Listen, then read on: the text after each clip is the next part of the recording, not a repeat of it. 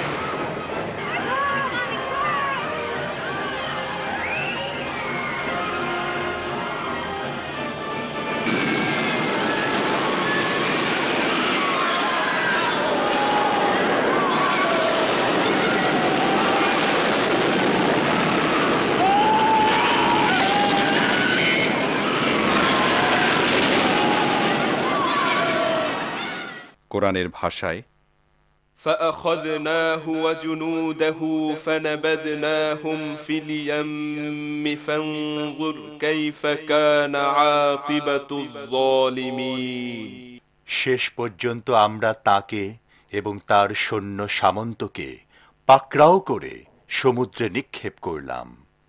এখন দেখো এই জালেমদের পরিণাম কি হয়েছে।